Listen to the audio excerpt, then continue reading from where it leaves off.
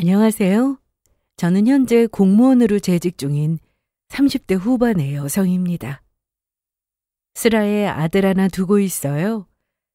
아직 유치원생인 어린아이라 엄마의 손을 많이 필요로 하고 있지만 딸 자식 걱정 없이 사회생활하라고 친정 부모님께서 살뜰하게 아이 돌보는 일을 많이 도와주셔서 마음의 짐을 많이 덜고 있습니다. 자식인 저 이만큼 키워주신 것만 하더라도 이루 말할 수 없이 감사해야 할 일인데 손자까지 사랑으로 돌봐주시는 부모님을 생각하면 항상 마음이 찡할 정도로 많이 의지하고 있어요. 흔히 가족이라고 하면 가장 믿고 의지할 수 있는 사람, 이렇게 말할 수 있겠죠? 반면 가족으로 묶여있다 하더라도 남보다도 못한 사이도 있는 법이겠고요. 가족이라고 해서 꼭 서로에게 득이 되기만 하는 사이만 있는 게 아니라는 걸 머리로는 알고 있더라도 막상 당해보니까 어찌나 앞이 아득하던지. 인간관계라는 게 꼭 저 하는 대로만 돌아오지 않는다는 씁쓸한 사실에 인생 공부 아주 독하게 했어요. 결혼 전까지 저는 나름대로 평이하고 평탄한 삶을 살아왔습니다. 드라마에 나오는 대로 서로 좋아 죽고 못 사는 유별난 가족 사이는 아니었습니다만 가족들 중 누구 하나 성격 모난 사람 없이 큰 싸움 날 일도 없게 잘 지냈고요. 부모님께서도 자식들 잘 되는 걸 가장 중요하게 생각하시는 지극히 상식적인 부모님이셨어요. 연년생이 남동생과도 나이 터울 얼마 안 난다고 험하게 싸우거나 그러지 않고 사이좋게 잘 지냈어요. 이건 저보다도 동생 성격이 순해서 더 그런 것 같아요. 유년 시절에 가족들에게 좋은 기억만 남게 해주셔서 제 친정 식구들에게는 항상 고마운 마음입니다. 가정 형편도 빠지는 편이 아니었습니다. 온 동네에 소문날 정도의 대단한 부자까지는 아니라 하더라도 저희 친정아버지도 친정어머니도 평생 성실하게 일하시며 자산을 일구셨습니다. 지방의 농지를 제법 가지고 계시던 친할아버지께서 돌아가시면서 외아들인 저희 아버지께 그 땅을 남겨주셨는데 지금 그 지역에 신도시가 들어섰거든요. 그래서 두 분께 고정적인 수입 이외에 목돈도 꽤 있으셨어요. 3대가 탱자탱자 놀고 먹기만 할 정도로 어마어마한 금액까지는 아니라 하더라도 부모님 두 분 편히 지내실 수 있을 정도는 되었을 거예요.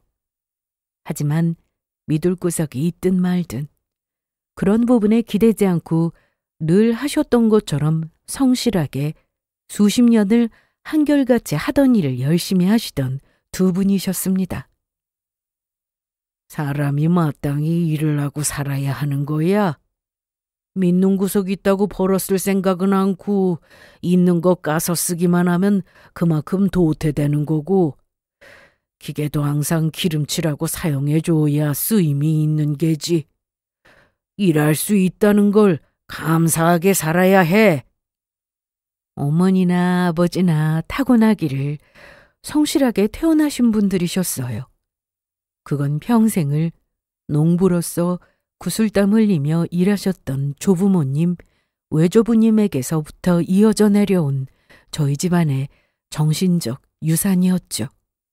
저 또한 그런 부모님의 모습을 평생 보면서 자라와서 그런지 저 역시 신체적인 여건이 허락하는 한은 일을 하면서 살고 싶어요. 그게 경제적인 문제도 무시 못하겠지만 그렇게 계속 일을 하고 직장 생활을 해야 사회성이 떨어지지 않겠더라고요.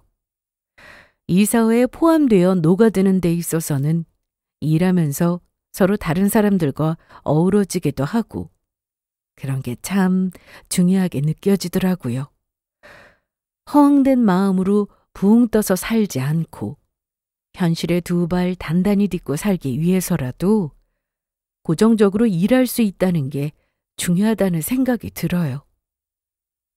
공무원이라는 직업을 택하게 된 것 또한 안정적인 일자리를 가지는 게 제 인생에 정말 중요한 일이라는 걸 일찍이 깨달았기 때문이었어요. 어릴 적에 부모님께서 제 적성을 찾아주시겠다고 저나 제 동생한테 이것저것 미술이나 음악이나 다양하게 시켜주셨거든요. 동생은 다재다능한 녀석이어서 새로운 것 배울 때마다 눈을 반짝이며 재미있어 했는데 실은 저한테는 그런 재능은 별로 없더라고요. 그래도 저한테도 나름의 장점은 있었어요. 저는 인내심이 강한 편이고 지구력도 좋은 편이었습니다. 학생이 한자리에 오래 엉덩이 붙이고 앉아서 진득하게 공부하는 데는 또 이만한 게 없거든요. 전국권을 다툴 정도로 엄청난 수재까지는 아니었지만 학교 다닐 때 저희 학교 내에서는 항상 최상위권 성적을 유지했습니다. 앞으로 네가 무슨 일을 하더라도 쉬더라도 해볼 수 있는 성적을 만들어두는 것과 그렇지 못한 건 천지 차이야. 막상 하고 싶은 일이 생겼는데 성적이 안 되어서 시도조차 못하면 얼마나 안타까운 일이야. 부모님께서는 항상 이렇게 무슨 일을 하든지 가장 기초가 될 학교 공부의 중요성을 강조하셨거든요. 그리고 제가 듣기에도 부모님 말씀에 일리가 있다고 생각했습니다. 이리저리 그때그때 흥미가 쉽게 바뀌던 남동생도 그래서 기본적인 공부는 항상 게을리하지 않도록 하셨고요. 저는 어릴 적부터 공부 외에 다른 분야에 크게 관심이 간 적이 있지도 않았기에 사실 진로를 일찍 정한 편은 아니었거든요. 그래서 더더욱 학교 공부에 더 신경 썼습니다. 지금의 내 노력이 미래의 내 인생을 배반하지 않으리라 믿으면서 말이죠. 결과적으로 학창시절에 그렇게 공부에 힘썼던 게 저를 배신하지 않은 건 맞았습니다. 공무원 시험 준비를 할 때 가장 힘들었던 것이 다른 생활이 없을 정도로 모든 일정을 공부에 맞춰야 하는 것이었는데 학생 때 내내 공부해왔던 태도가 굳어진 덕분에 혹독한 공시생 생활도 그런대로 견딜만 했거든요. 그렇게 피나는 노력 끝에 드디어 공무원 시험에 합격했을 때는 온 가족이 당사자인 저보다도 더 기뻐해 주셨어요. 저 또한 그동안의 노력이 헛되지 않았다는 것을 공식적으로 인정받은 것 같아서 참 기뻤죠.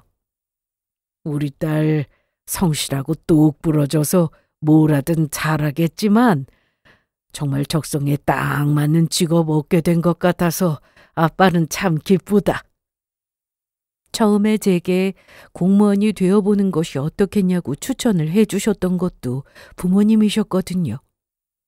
제 진득하고 성실하고 한결같은 명과도 통하는 직업이었을 것이고 무엇보다 생활의 안정을 보장받을 수 있다는 것이 가장 큰 장점이 되겠죠. 저 역시 직업을 선택하는 데 있어서 안정성을 가장 중요한 가치라고 생각했습니다. 결과적으로 저는 공무원 생활에 아주 만족하면서 지내게 되었습니다. 공무원이 되기 전에도 제가 성격적으로 공무원이 잘 맞지 않을까 기대를 했는데 막상 일을 해보니 더 잘 맞는 것 같더라고요. 물론 이것도 많은 민원인을 상대해야 하는 일이고 직장 생활이다 보니 당연히 힘든 일이 없지는 않지만 먹고 사는 일에 이 정도의 어려움이 없는 일이라는 게 세상에 과연 존재할까 하고 생각해보면 견딜 만한 정도는 되는 것 같습니다. 사실 이 일 아니면 죽겠다 싶을 정도로 좋아하는 일이 있거나 하지 않은 이상 밥벌이하고 살면서 내 꿈을 이루고 사시는 분들이 몇이나 되겠습니까? 타고나기를 수더분하게 태어난 저 같은 사람 역시 마찬가지였어요. 그렇다면 내가 가장 중요하게 생각하는 가치를 지키면서 살아갈 수 있는 직업을 고르고 싶었죠. 저는 먹고 사는 문제도 중요하지만 직장에서 퇴근한 후에 제 삶의 평화로움보다 더 중요한 가치는 없다고 생각했어요. 원래도 사람 간의 갈등이나 정신적으로 감정의 기복이 심할 만한 일을 겪는 걸 좋아하는 편이 아니었습니다. 다소 심심할지는 몰라도 마음고생 크게 할 일 없이 잔잔하고 평화롭게 노년에도 고생스럽지 않은 삶을 살고 싶었습니다. 안정적인 삶을 최고의 가치로 생각하는 저 같은 사람에게 공무원이야 최적의 직업이라 할 수 있겠죠. 그런 저 같은 사람이 제 남편 같은 사람에게 끌려서 결혼을 한 게 제 인생에서 가장 예상하지 못했던 일이 아닐까 싶어요. 남편은 저랑은 참 이렇게 사람이 다를 수가 있나 싶을 정도로 성격이 판이하게 다른 사람이었거든요. 처음 남편을 만나게 된 건 제가 신입 공무원 생활을 하고 있던 중이었습니다. 당시 저는 청년사업 지원 관련 업무를 맡고 있었어요. 남편은 같은 대학 출신 몇몇과 함께 청년 창업 지원을 받으려고 제가 일하던 곳에 처음 찾아왔죠. 그러니까 각자 일 때문에 처음 만나게 되었다고 할 수 있겠네요. 창업 지원을 위한 발표를 할 때부터 남편이 참 활달한 사람이라는 인상을 받았습니다. 씩씩하고 활기차고 처음 만나는 사람을 대할 때도 낯을 가리기는커녕 먼저 쉽게 장난을 걸 정도로 부침성도 좋은 사람이었어요. 참 사람 좋아하는 사람이구나 하는 인상을 받았습니다. 지원 문제 때문에 처음 만나게 된 담당자인 저한테도 참 넉살 좋게 잘 굴길래 지원 잘 받으려고 나한테도 뛰어난 사회성을 발휘하는가 보다. 처음에는 그렇게만 생각했습니다. 나중에 남편에게 들어보니 처음 저 볼 때부터 마음에 담아두고 있었다고 하더군요. 우리 마누라가 쑥맥이라 그런지 그런 쪽으로는 워낙 눈치가 없어서 내가 마음고생 좀 했지. 남편이 결혼 후에 이렇게 너스레를 떨기는 했으나 저는 저 나름대로 변명거리가 없지는 않았습니다. 말씀드렸다시피 공무원으로 임명된 지 얼마 되지 않은 시점이라 이래저래 정신이 없는 시기였어요. 남편은 회사뿐만 아니라 제 앞으로 담당이 된 창업 예정 인력이 워낙 많았고요. 다들 지원받으려고 혈안이 되어 있는 상황이다 보니 남편이 아니라도 제게 싹싹하게 구시는 또래 청년들도 적지 않았어요. 그 와중에 자기 원하는 만큼 지원이 나오지 않는다고 담당자를 못 살게 구는 악질까지 있는 바람에 공무원 생활 정말 만만하게 볼 일이 아니라 생각하며 매운 사회생활에 정신 붙잡고 있기도 버거운 때였습니다. 결과적으로 남편이 창업하려던 회사 쪽에 지원금이 그렇게 많이 가지는 않았어요. 나름대로 열정적으로 임하기는 했지만 워낙 청년들 살기가 팍팍한 시대잖아요. 지원금은 한정되어 있으니 당연히 경쟁이 붙을 수밖에 없었고 다들 원하는 만큼 지원받을 수는 없으니까요. 그래서 지원 금액이 결정된 후로는 딱히 다시 볼 일이 없지 않을까 싶었는데 퇴근길에 저를 기다리는 그 사람을 보고 많이 놀랐어요. 초년덕스럽게 저녁 같이 먹자는 소리에 얼떨떨해서 같이 따라갔다가 만남이 이어지고 또 이어지고 그렇게 친밀한 사이가 되었습니다. 그 사람은 적어도 제가 아는 사람 중에서는 가장 튀는 사람이었습니다. 친구 소개시켜주겠다는 자리에 따라 나가 보면 항상 모임을 주도하는 역할을 하는 사람이었고 많은 사람들 사이에서 신나게 어울리는 게 조금 더 어색해 보이는 사람이 아니었죠. 저는 애초에 그런 친구들이랑은 학교 다닐 때도 접점이 거의 없다시피 한 사람이었고 제 친구들도 다들 조용하고 책 읽는 거 좋아하고 만나도 술자리보다는 카페 가서 차 마시며 담소 나누는 걸 좋아할 정도로 저랑 비슷한 친구들이 대부분이거든요. 저한테는 대학 입학해서 초반에 떠들썩하게 과 모임 참여할 때나 몇 번 경험했던 게 전부인데 남편한테는 그런 자리가 아주 익숙해 보였습니다. 제가 그런 자리를 워낙 어색해하다 보니까 몇 번 자기 친구들 만나는 자리 데리고 다닌 후에는 좀 배려해 주었지만 여전히 자기랑 비슷한 사람 좋아하는 친구들과 주로 어울리는 남편이었습니다. 저는 저대로 사람을 두려워하지 않고 잘 지내는 남편의 뛰어난 부침성이 대단해 보였고 남편은 나이보다 훨씬 성숙하고 차분한 저를 어른스럽다며 추켜 세워주었습니다. 쉬는 날에는 밖에 나가기보다 주로 집에서 여유로운 시간을 보내며 밀린 책을 읽거나 영화를 보는 등 정적인 취미를 즐기는 저와는 다르게 쉬는 날에는 무조건 밖에 나가서 볕을 쪼여주어야 한다는 남편이었습니다. 이렇게 다른 사람이 서로 어떻게 만나게 되었나 신기하게 느껴질 정도였어요. 워낙 성향이 다르다 보니 갈등이 생길 만도 했지만 저도 저 나름대로 그 사람의 성향을 존중하고 남편 역시 다소 답답하게 생각은 해도 제 취향을 존중해 주었습니다. 아마 서로 다른 두 사람이 서로의 판이하게 다른 성향을 이해해 주지 않았더라면 애초에 결혼이라는 인생의 중대사까지 이어질 수조차 없었겠죠. 남편과는 3년을 연애하고 결혼했습니다. 만나기 시작한 지 얼마 되지 않았을 때 대뜸 결혼 이야기를 꺼냈을 때는 좀 놀라기도 하고 아직 만난 지 얼마 되지도 않았는데 좀 성급한 것 아닌가 싶기는 했지만 남편 딴에는 가벼운 마음으로 저를 만나는 게 아니라는 걸 보여주고 싶어 확실하게 얘기하고 싶었다고 하더라고요. 이런 면만 보더라도 서로 받아들이는 방식이 참 다르다는 생각이 들었죠. 어찌되었든 나를 가볍게 여기지 않고 진지하게 대하고 있다는 말이야 기분 나쁠 게 없었죠.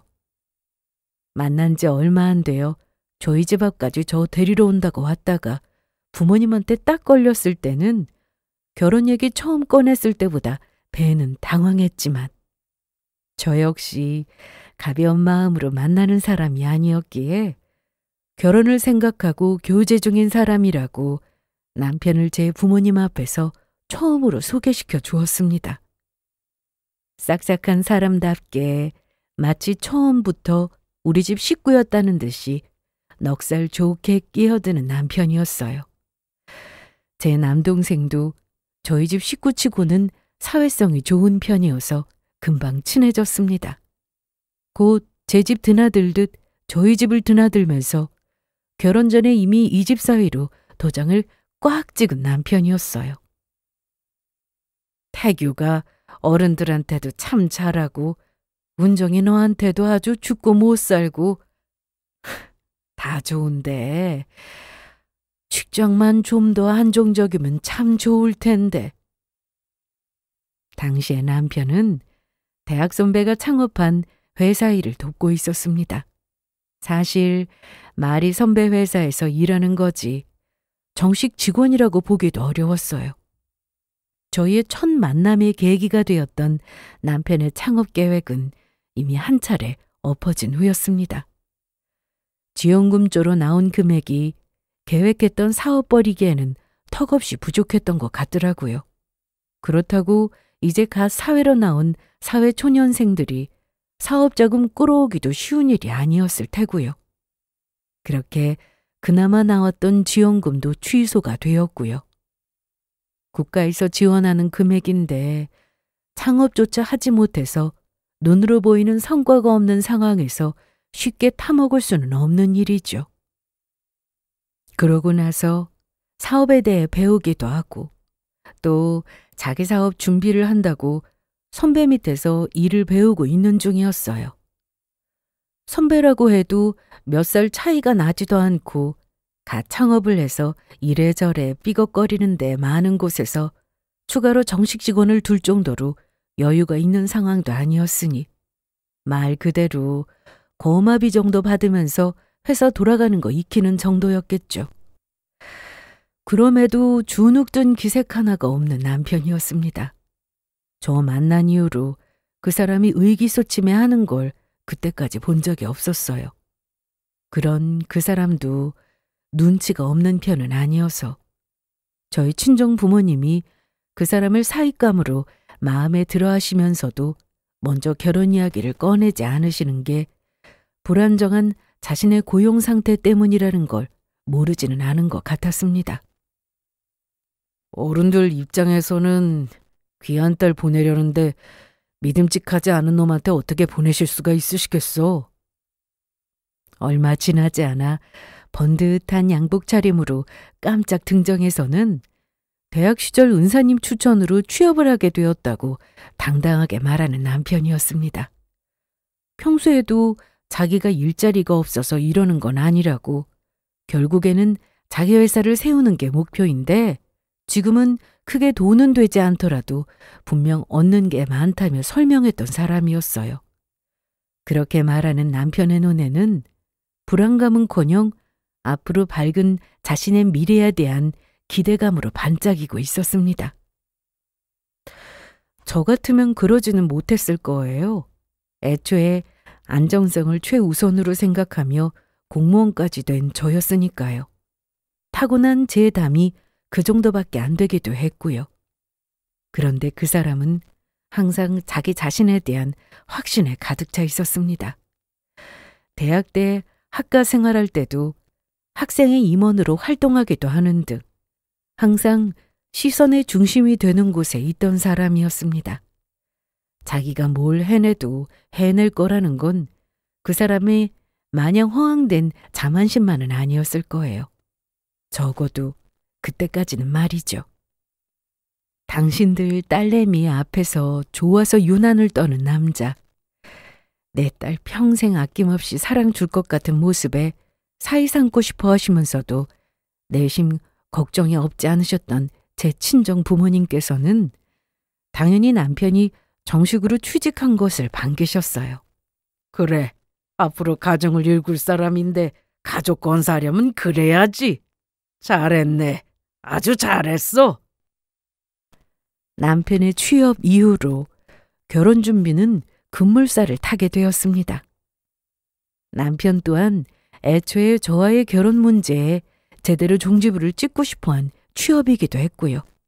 저 역시 저렇게 자기 뚝심 있고 하고자 하는 일에 뜻을 굽히지 않는 사람이 저랑 결혼 허락받고 싶어 저희 부모님께 한 수 접어준 그 사람한테 고마웠습니다.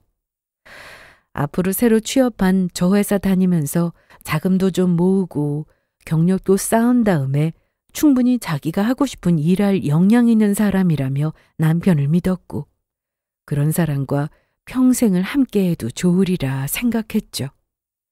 저희 친정이야 지척에 있었지만 결혼 당시에 남편 본가는 지방이었습니다. 원래는 수도권에서 생활하셨다고 하셨는데 집안이 보증을 잘못 썼나 그런 흔히 들을 수 있는 사유로 가산 정리해서 시아버지 고향으로 내려간 지 몇 년 되셨다고 하더라고요. 그게 남편 대학생 무렵이었습니다. 시어머니는 평생 도시 생활하다가 뜻하지 않게 지방으로 내려가게 되어 불만이 많아 보이셨어요. 내가 이런 촌에서 살게 되리라고 어떻게 상상이나 했겠니? 사람 인생이라는 게 참 어디로 흘러갈지 모르는 거지. 그러면서도 공부 잘해 서울로 대학 진학하고 밥벌이도 서울에서 하고 있는 아들에 대한 자부심이 가득했습니다. 그래도 우리 태규 쟤가 재주가 좋아서 자기 앞길 착실하게 잘 챙기고 있으니 얼마나 기쁜 일이야? 물론 제 성격이 고작 회사에서 월급이나 받고 만족이 될 리가 없으니 그게 안타까울 따름이지. 쟤가 큰일을 할랜데. 저희 집이었으면 자식이 사업하겠다고 나섰으면 일단은 만류했을 부모님이셨을 거예요. 그런데 평범하게 직장 생활하고 있는 남편을 평소 자기 뜻 다 못 펼치고 산다며 그걸 안타까워하시는 시어머니셨습니다. 집안 분위기가 이렇게 다르니까 저 사람도 더 주눅 들지 않고 자기 꿈을 이루고 싶어 하는 건가 그렇게 생각했습니다. 결혼하고 나서도 저는 늘 하듯 공무원으로 생활하느라 바빴고 남편도 성실히 회사 잘 다니는 것 같았습니다. 다들 일하는 거 보고 있자면 속 답답할 때가 한두 번이 아니야. 나였으면 저렇게는 안 할 텐데. 나름대로 창업하는 거 옆에서 지켜보면서 사업하려고 했던 사람이라 그런지 회사 돌아가는 게 합리적이지 않은 부분이 많다며 갑갑해하기는 했지만 그러려니 했어요. 어느 조직이든 사람이 하는 일이기에 꼭 그렇게 합리적으로만 돌아가지 않는다는 걸 짧지 않은 공무원 생활하면서 많이 보아왔거든요. 사기업이라고 뭐 다르겠습니까? 거기다 당시 남편이 다니던 회사 자체가 그렇게 큰 회사가 아니다 보니 아무래도 공직에서 일하는 저보다도 더 체계적이지 못할 일 겪을 때가 많겠죠. 하지만 그런 게 직장 생활이니까요. 저는 나름대로 그렇게 지내는 게 마음에 들었거든요. 항상 사업싸움 노래를 부르는 사람이기는 했지만 그래도 기본적으로 주위 사람들과 항상 잘 지내는 사람이었기 때문에 나름대로 남편의 회사 생활도 원만했을 겁니다. 그러니 어느 날 화가 잔뜩 나서는 성질을 못 이겨 씩씩대며 바닥에 양복 자켓을 획 패대게 치는 걸 보고는 저 너무 깜짝 놀랐어요. 진짜 일이라고는 할 줄도 모르는 것들이 쥐들한테 득대라고 해주는 말도 못 알아먹고. 남편 딴에는 일을 이런 식으로 해보면 비용도 줄이고 절차도 덜 복잡할 거라고 상급자에게 자기가 그동안 문제 있다고 생각한 부분에 대해서 얘기해 보았다고 합니다. 상급자부터가 그 말에 기분 나쁜 티를 팍팍 내더니 그날 오후에 사장이 다른 직원들 보는 데서 아주 면박을 줬다는 거예요. 그렇게 잘났으면 네가 사업하지 일도 못하는 놈 밑에서 월급은 왜 받느냐면서 사람을 아주 무시하는데 지가 뭐라고 사람을 그렇게 무시해? 다른 데서 만났으면 아주 짓밟아줬을 놈을 사장이라고 대접해줬더니. 저야 그 현장을 직접 목격한 사람이 아니니 남편 하는 말을 믿어줄 수밖에 없었습니다. 어찌되었든 제 남편이 직장에서 자존심 상하는 일을 겪었다는데 마음을 먼저 달래주는 게 옆 사람으로서 해야 할 일이라고 생각했거든요. 하지만 이 말에까지 그 사람 감정 먼저 달래주기란 어려운 일이었습니다. 그래서 나도 이따위 얼렁뚱땅 돌아가는 회사에서 내 인생 썩힐 생각 없다. 그러고 그냥 때려치우고 나왔지. 뭐? 당신 그럼 그 회사 때려치우고 나왔다는 소리야? 저도 모르게 답지 않게 큰 소리가 나왔습니다. 놀랄 수밖에요. 잘 다니던 회사, 감정 상하는 일 좀 생겼다고 고민하지도 않고 그 자리에서 단박에 관뒀다는데 어떻게 안 놀라겠어요? 저도 직장 생활하는 사람이에요. 때로는 눈에 뻔히 보이는 불합리함을 상급자 지시로 입 꾹 다물고 넘어가야 하는 게 얼마나 답답한 일인지 저라고 모르지 않습니다. 저 사람 성격이야 더 그랬겠죠. 하지만 생업이 아닙니까? 도저히 용납할 수 없는 수준의 잘못이 벌어지고 있더라면 마냥 참고 있는 게 능사는 아니겠지만 그래도 당연히 신중히 생각해야 할 문제잖아요. 게다가 이제 혼자 사는 사람도 아니고 결혼해서 가정까지 꾸리고 살면서 아내인 제게는 한마디 말도 없이 회사를 때려치우다니. 제 입장에서도 화가 날 만한 일이었어요. 성질대로 회사부터 때려치워 놓고는 그래도 제게 말도 없이 일 벌인 건 잘못한 일이다 싶었는지 그 사람답지 않게 주눅든 기색으로 저를 설득하는 남편이었습니다. 내가 아무렴 아무런 생각도 없이 무작정 회사를 때려치웠겠어?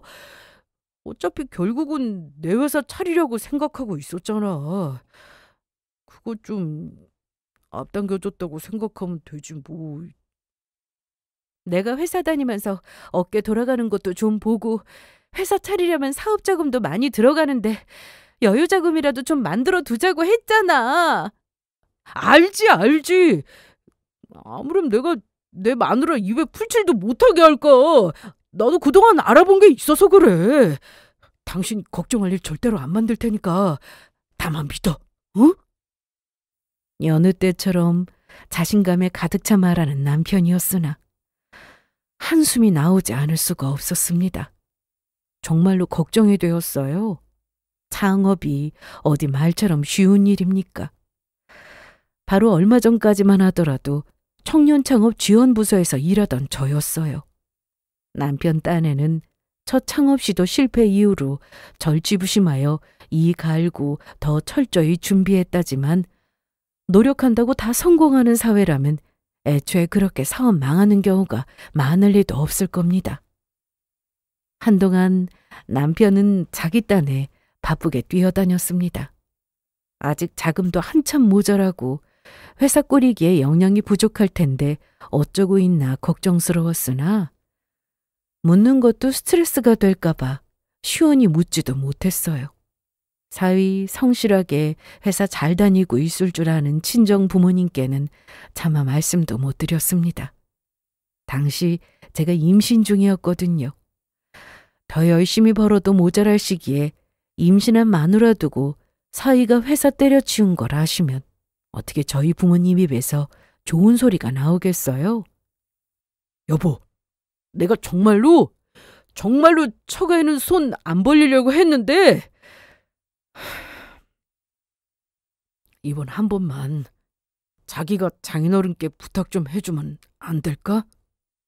한숨이 나오지만 솔직히 예상 못한 일은 아니었습니다. 애초에 회사 생활 길게 해보지도 못한 사람이 모은 돈이야 빤했으니까요. 무책임하게 일 벌인 남편에 대한 화가 아직 다 풀린 것도 아니었고요. 하지만 이제 뱃속에 우리 아이 생각도 해야 했습니다. 엄마 아빠 정말 죄송해요. 그래도 그 사람이 아주 헛말하는 사람은 아니잖아. 조금만 도와주면 내가 무슨 수를 써서라도 꼭 갚을게요. 이 새끼한테 쓰는 건데 엄마 아빠가 뭐 아까워서 그렇겠어? 다만 너 지금 홀몸도 아닌데 홀몸도 아닌 애를 대신 보내 이런 소리까지 하게 만드는 김서방이 솔직히 원망스럽구나. 그 옆에서 심란해하시는 저희 엄마 뜻도 크게 다르지 않으셨을 거예요. 장인 장모님 뵐 낯이 없다며 이 자리를 혼자 보낸 남편이 야속하게 느껴졌지만 워낙 자존심이 강한 사람이니 하며 이해하려 했습니다. 결국 딸내미 외면하지 못하신 친정 부모님의 도움을 받아 드디어 남편이 창업을 하게 되었습니다. 걱정했던 바와 다르게 개업식은 남편의 인맥으로 인산인해를 이루었어요. 거봐, 처음 시작이 어려워 그렇지 내가 이쪽으로 쌓아둔 인맥이 얼마인데 여기선 이게 다 재산이라고. 큰 소리 친 대로 초반에 남편 사업은 제법 잘 풀리는 듯 했습니다. 그쪽 업계 선후배들이 많아 서로 의리로 끌어준다고 으쌰으쌰 하는 모양이었어요. 사업 시작하고 남편 얼굴 볼기가 하늘의 별 따기가 되었습니다. 자정을 넘어 사업하는 사람들끼리 한잔했다며 그 새벽에 고래고래 내 마누라 하며 찾는 소리에 기겁하기도 여러 번이었습니다. 배가 남산만에 남편 기다리며 꾸벅꾸벅 졸고 있다가 소스라치게 놀라 남편 입을 막아 데리고 들어왔어요. 여보, 아무리 일이 바빠도 그렇지 매일같이 이렇게 술자리하는 건 좀 과한 거 아니야? 이 사람 사정 모르는 소리를. 이게 그냥 술이나 마시는 자리인 줄 알아? 다 이런 데서 아름아름 정보도 오가고 거래로 투고 그러는 거라고. 내 마누라 내 새끼 잘 먹여보겠다고 고생하는데 바가지 긁는다고 칭얼대던 남편이 대자로 뻗으면 남편 양말 벗기고 양복 자켓 벗기며 절로 한숨이 폭 나왔어요. 매일같이 술이라 몸 상할까 걱정이었으나 자기 딴에는 식구들 건사하겠다고 고생하고 있겠거니 생각하면 그건 그대로 짠했습니다. 지방 본가에 계시던 시부모님도 근처로 모셨습니다. 남편이 첫 정상금 생기자마자 제일 먼저 챙긴 게 자기 부모님이었거든요. 내가 내 새끼 큰일 할 줄 지인자가 알고 있었지? 그럼. 어디 얘가 월급쟁이나 하면서 살팔자야? 지인작에 이렇게 밀어줬으면 지인작도 잘 됐을 텐데. 묘하게 저희 친정에서 더 일찍 안 도와줘서 자기 아들이 잘 풀리지 못한 것처럼 얘기하는 시어머니 말투에 신경이 거슬렸어요. 그러는 자기는 아들 사업하는데 사업자금 한 푼 보태준 것 없으면서 이제 와서 덕만 보는 주제에 이제 거리도 가까워져서 저 밉살스런 말투에 속 뒤집힐 거 생각하면 한숨이 나왔습니다. 자기가 우리 엄마 잘 좀 챙겨줘. 평생 도시 생활하다가 집안 기울고 지방 내려갈 때 우리 엄마 서럽게 울던 거 생각하면 내가 아직도 마음이 아려. 내가 하면 더 좋겠지만 아직은 우리 회사 자리 잡으려면 나도 정신이 없잖아. 시간 여유 있는 당신이 수고 좀 해줘. 공무원이라고 시간 여유 넘친다고 생각하면 착각 중에 착각이에요. 저도 처음에는 그런 줄 알고 공무원이 되기는 했지만 일은 많은데 인원은 부족하니 항상 바쁠 수밖에 없었습니다. 게다가 제가 만삭 임산부였잖아요. 이제 슬슬 휴직도 쓰고 싶은데 막상 정말 휴직해버리면 시어머니가 제 집 드나들도 드나들까봐 그것도 쉽게 못하겠더라고요. 내가 근처에 있으면서 내 아들 사는 거 살뜰하게 들여다봤으면 제가 저렇게 살이 내리진 않았을 텐데. 내가 해준 건 뭐든 잘 먹는 애라 야윈 걸 본 적이 없는데. 얘, 너 직장 생활 아무리 바쁘다고 해도 가족보다 더 중요한 게 없는 법이란다. 그러는 며느리도 자기 손자가 저 만삭인데 어쩜 그렇게 자식 사랑만 지극하신지. 시어머니랑은 처음 만날 때부터 성격 안 맞겠다 싶었는데 볼일 잦아지니 역시나였어요. 그 와중에 드디어 저는 출산을 하게 되었습니다. 남편은 사업 시작하고 늘 그랬듯 바쁘다고 저녁 늦게까지 연락이 안 돼요. 저희 친정 식구들이 죄다 제 곁에 붙어 출산을 함께 해주었어요. 여보! 남편이 나타난 건 이미 아이가 태어난 다음이었습니다. 넥타이는 비뚤어지고 머리는 산발해 술 냄새 풀풀 풍기만 나타난 남편 보고 저희 부모님 표정이 찌푸려주신 건 당연지사였고요. 자네 지금껏 어디 있다 연락도 안 되다 이제야 나타나나. 그게 거래처 접대 때문에. 평소에 많이 참아주셨던 저희 부모님도 그날만큼은 노기를 숨기지 않으셨어요. 한창 사업 잘 된다고 기분이 붕 떠있던 남편 역시 냉랭한 병실 분위기에 뒤늦게 저희 가족 눈치를 보았습니다. 저라고 출산하는 날까지 저한테 소홀하고 저러고 나타난 남편이 곱게 보이지 않았어요. 그날의 일이 아니더라도 임신한 내내 남편한테 서운할 일이 너무 많았습니다. 다 우리 가족 잘 되라고 그러는 거겠지. 스스로를 다독이던 것도 지치는 일이었습니다. 거기다 예상치 못하게 갑작스럽게 올라온 시어머니는 만날 때마다 자기 아들이 얼마나 잘났는지 밀어줬으면 지금보다 훨씬 더 크게 될 인물이었을 거라며 저희 친정에 바라는 것 숨기지도 않아 임신한 며느리를 더 스트레스 받게 했습니다. 괜찮다고 했는데도 친정 부모님이 절대 안 된다며 미리 어렵게 잡아두신 시설 좋은 산후조리원에 저를 넣으셨어요. 물론 부모님 돈으로요. 너 이대로 집에 보냈다가는 몸조리는커녕 속만 더 썩지 싶어.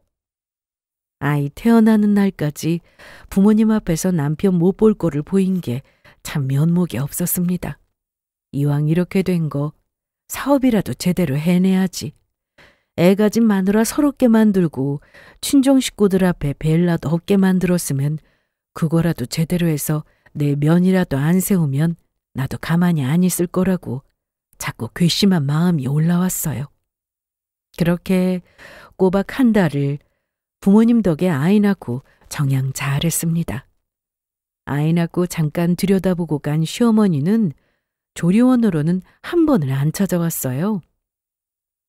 남편은 또 술 약속이 있다고 면회 시간도 지나서 앞에서 잠깐 얼굴 좀 보자고 해서 술 냄새 풍길 거면 오지 말라고 가시도 친 소리를 해서 돌려보냈습니다.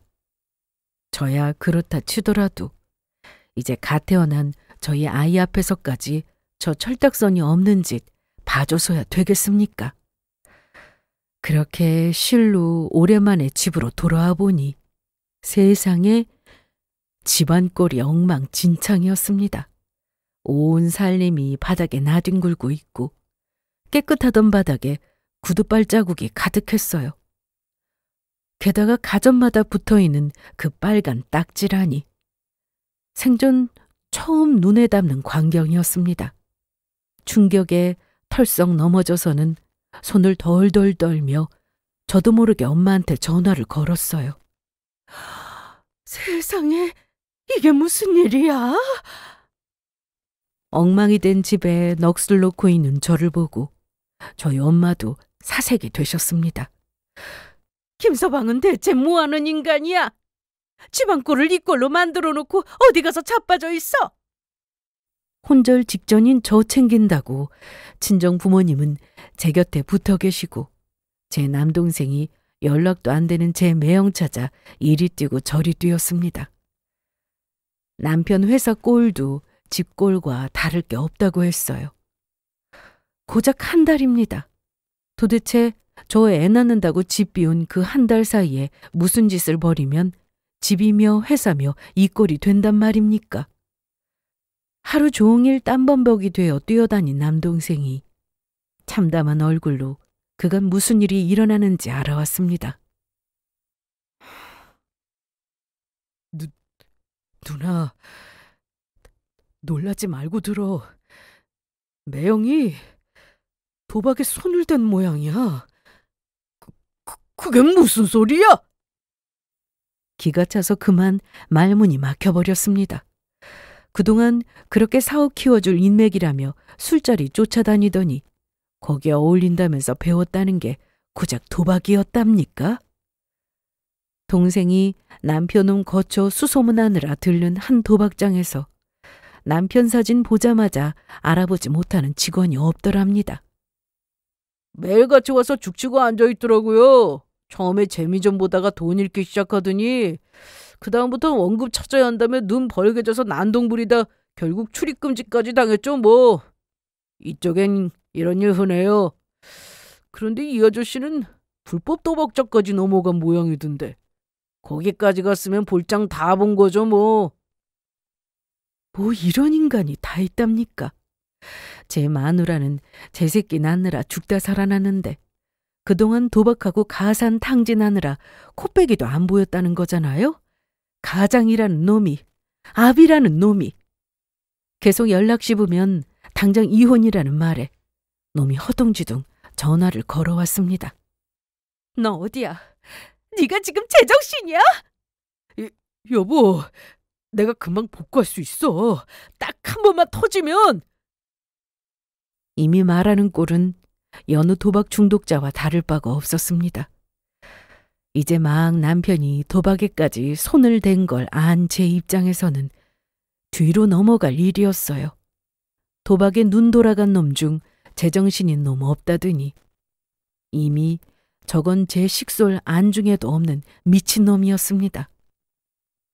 그래도 당신 공무원이니까 신혼보장은 확실히 돼서 당신 건 압류 안 됐으니까 얼마나 다행이야. 다행? 네 새끼 처음 집에 들어가서 본 꼴이 그따위인데 지금 다행이라는 소리가 나와? 너 당장 못 와? 이대로 다 잃고 어떻게 들어가? 나도 면이 있지.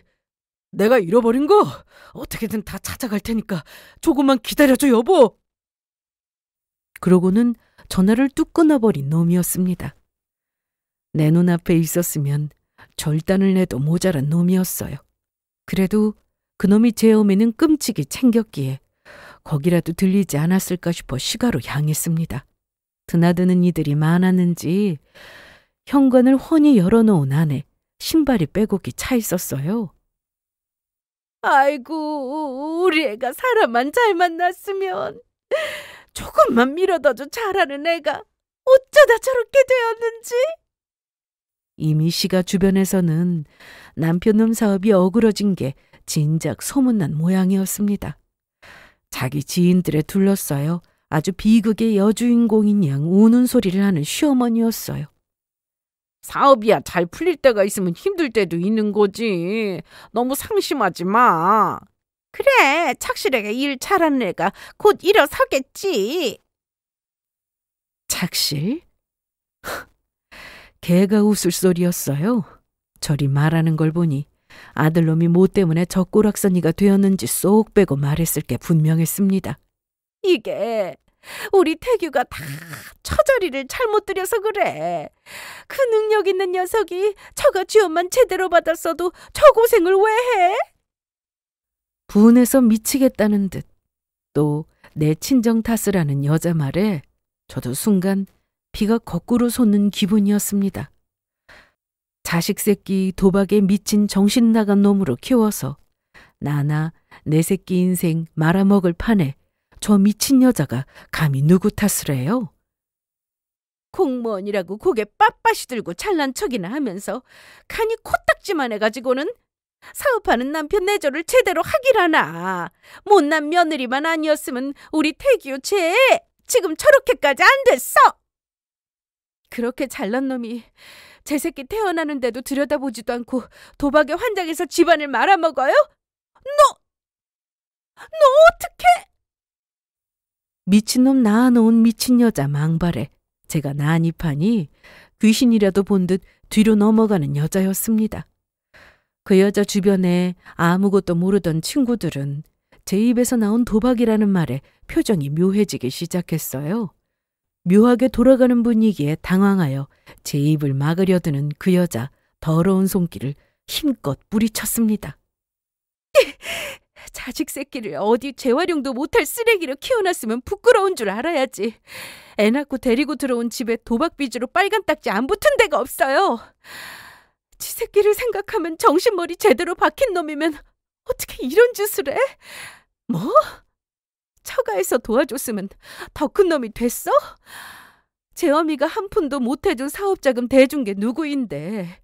못난 놈도 사위라고 내 부모가 그 정도로 해줬으면 있는 거나 잘할 생각은 못할 망정 그게 누구 돈이라고 도박으로 홀랑 날려먹어? 아이고 애기 엄마. 혈압이 뻗쳐 넘어가려는 저를 그 여자 지인이 놀라 기겁해 붙잡아 주었습니다. 세상에 그렇게 며느리 사돈 욕을 있는 대로 하더니 자기 아들 망조인 거 쏙 빼놓고 엄한 사람한테 덮어씌웠구만. 그러는 거 아니야. 이제 막 몸푼 세대게 얼마나 충격이 컸을꼬. 우리는 그것도 모르고 진짜 성실한 사람이 운 나빠 안 좋은 일 겪은 줄 알았잖아. 도박하는 놈하고는 핏줄이라도 영 끊고 살아야 남은 식구들이나마 사는 거라던데 며느리한테 그 죄를 짓고도 큰 소리를 쳐? 아니 그게 순식간에 돌아선 여론에 수치심에 얼굴이 터질 듯한 여자였습니다. 그리고 곧장 그 수치를 제 책임으로 떠넘기려 들었어요. 너 시어미 앞에서 그게 무슨 버르장머리야? 자식 새끼 개새끼로 키워놓고 잘도 버르장머리 따지네. 아이고 인간 말종밖에 안 되는 대개 아들. 못난 며느리 소리 들으며 걷어줄 생각 나도 없습니다. 이혼 서류 보낼 테니까 그놈 오면 도장이나 찍어보내라고 해요. 이혼이라니? 그러면 도박은 대개 아들이 했는데 그건 내가 같이 끌어안고 같이 죽을 줄 알았어? 못난 며느리한테 아까워 죽는 대개 아들 도박빚도 대기 같이 갚아야지. 이제 당신네들 일이지 내 할 바 아니야. 그렇게 그 괘씸한 여자 망신을 있는 대로 주고 도박에 미친 자식놈 대신 이혼 통보까지 마치고는 그 자리를 떠났습니다. 앞으로 그 어마어마한 빚을 갚을 생각에 정신이 나간 듯한 여자와 쑥덕대는 이들을 보면서 저들 평판도 끝장이 났다는 걸 예감했죠. 여보 이혼이라니. 우리 애기를 생각해서. 애 생각은 남보다도 안 한 놈이 감히 어디서 내 새끼를 들먹여? 장인어른 장모님, 제발 이 사람 좀 알려주세요. 이 정신 빠진 놈이. 우리 애가 내 놈이랑 살겠다고 하면 장롱에 가둬서라도 이혼시킬 참이었어. 어디서 할 게 없어서 도박에 손을 대? 우리 집안 역사에 내 놈같이 요행바라고 가산 탕진한 놈이 없었어. 너 같은 놈은 하루라도 빨리 내 새끼 인생에서 떨어져 나가주는 게 그나마 도와주는 길이야.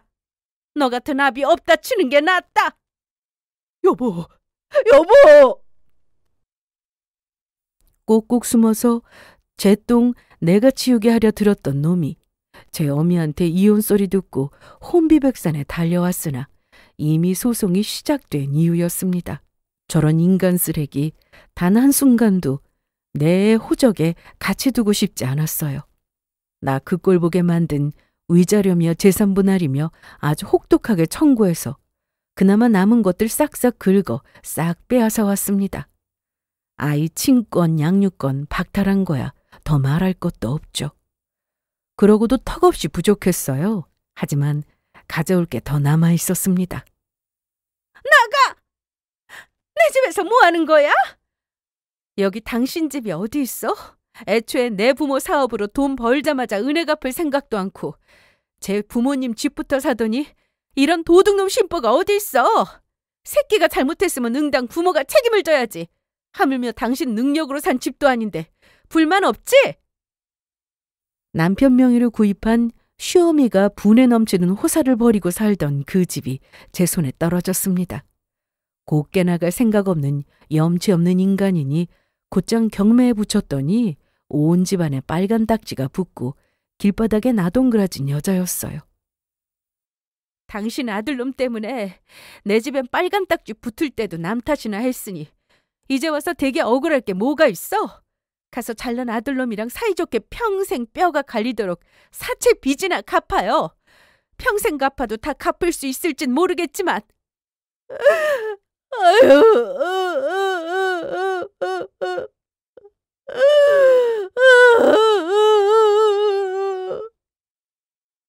석고대죄를 해도 모자랄 판에 감히 은혜 입은 며느리 깎아내릴 생각 만만이었던 여자의 비참한 최후를 마지막으로 그 상종 못할 집구석과의 모든 인연을 끊어냈습니다. 한번 도박에 빠지면 돌이킬 수 없다더니 그 지경이 되고도 결국 도박은 못 끊었는지 몇 차례 더 험한 소문이 들리다 제 모친과 함께 이제 행방 아는 이도 없다는 소식 들은 것이 전 남편 이야기의 마지막입니다. 이혼은 피할 수 없는 선택이었어요. 그런 자와 어떻게 함께 자식을 키울 수 있겠습니까? 그렇다면 지난 일은 지난 일로 두고 꿋꿋하게 앞으로 나아갈 수밖에 없겠죠. 다행히 구김살 없이 자라준 아이와 그런 아이를 사랑으로 키워주시는 친정 부모님 덕에 저도 여전히 공무원으로서 성실히 일하며 잘 지내고 있습니다. 요행 바라지 않고 하루하루 내 일에 최선을 다하는 모습 내 아이에게 보여주는 것이 내 부모님이 내게 하셨던 것처럼 최고의 교육이 되리라 믿어 의심치 않습니다. 사랑하는 아이와 가족들과 나쁜 짓 않고 열심히 잘 살겠습니다. 긴 이야기 끝까지 들어주셔서 감사드립니다.